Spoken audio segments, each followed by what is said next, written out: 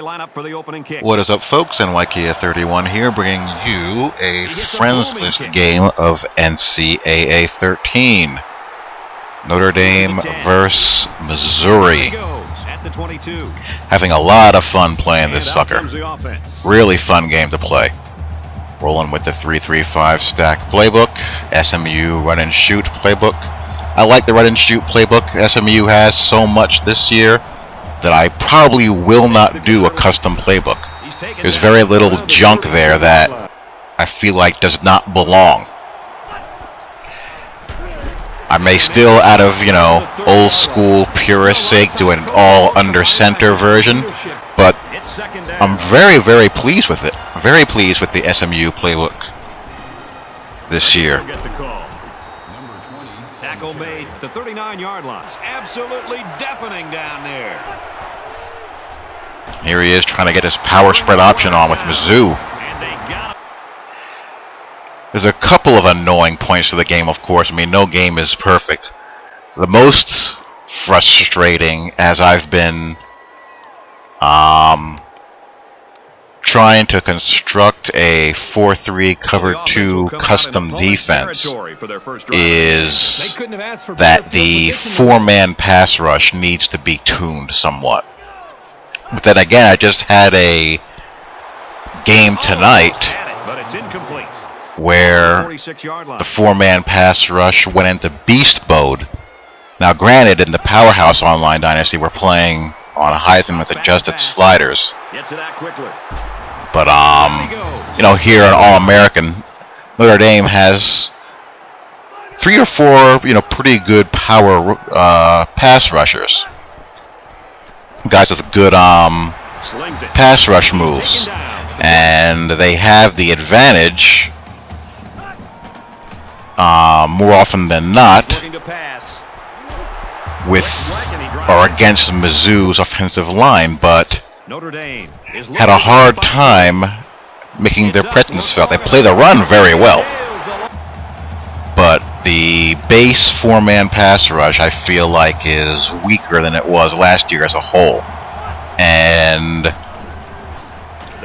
one of the ways that I've found to get them to play it a little bit more bite and use their pass rush moves up the line of scrimmage more often or with more aggression is with damn pass commit. Otherwise, you got to send like 6 people to get a dang pass rush. So that's one thing that needs to be addressed and tuned up. Because I don't want to blitz 6 guys very often. You just leave yourself open to too many things. Even 5 is something that I only do as a change-up, or would want to do when obviously 4 isn't getting home.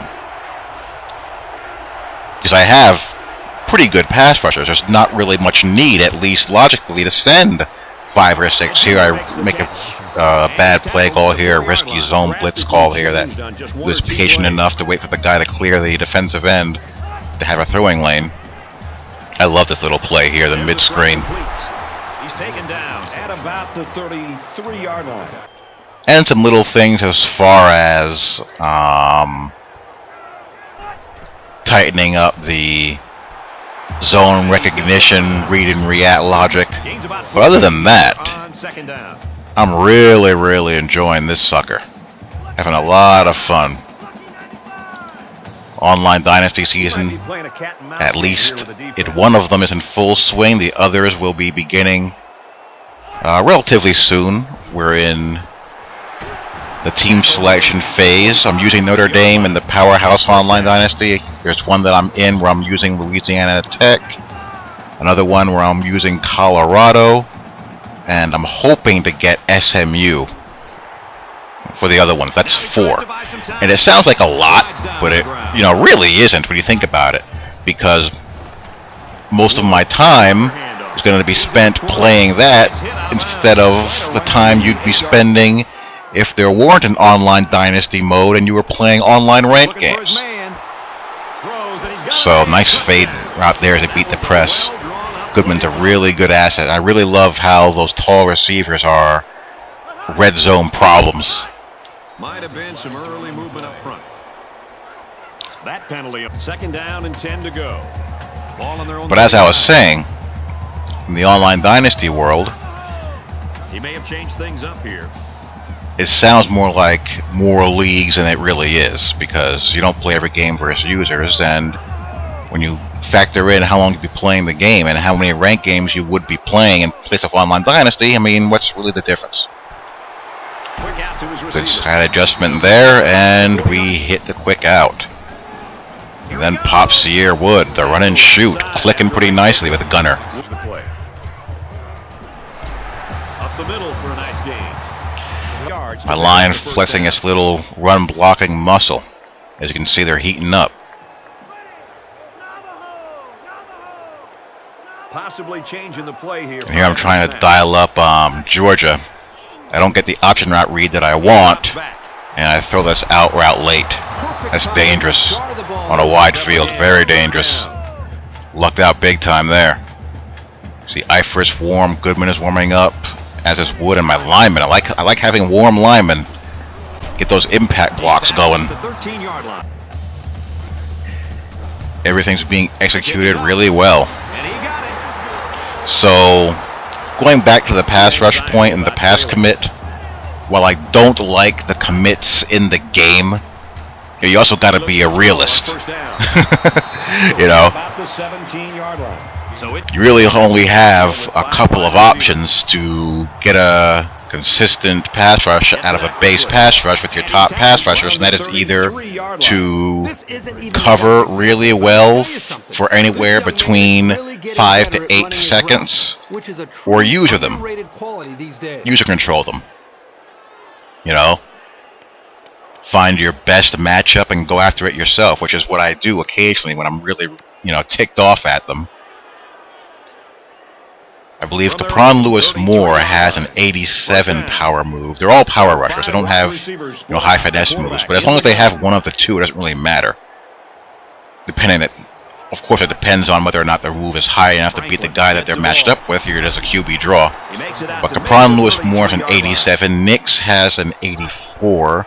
Tuitt is like an 85, and Prince Shembo is an 85 as far as their pass rush move. So that's going to match up pretty decently against most offensive lines. You know, you have some Hoss offensive lines in the game where they'll be at a matchup disadvantage, but in most cases, against most teams in the game, one of those four is going to have an even or a slightly better or slightly worse matchup where he should have a chance to make some plays, but they just don't seem to fire off the ball in passing situations as aggressively as they should.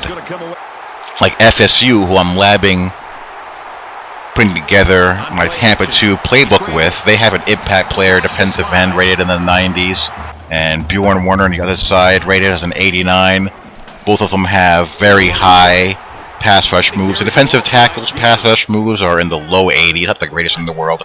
They're good against the run, and it's a pain in the butt to get those two guys, Werner and the other guy whose name I can't remember at the top of my head, to get them going. Between reblitzing, sending 5, slanting and reblitzing and all that good stuff. It's just a lot of work to get it done. And it's a shame that pass commit has to be in the game to get those kind of mechanics working properly. Now there's the classic case of what happens when you play cover 2 and that wide side safety has a guy running down the seam and he recognizes him first. It's easy pickings to the guy running outside as well vertically. That's why you got to be very careful calling cover 2 on a wide hash. And that's what happens when you throw an option route too soon. I thought he was going to go in or keep on going. He ran the curl. I got very lucky.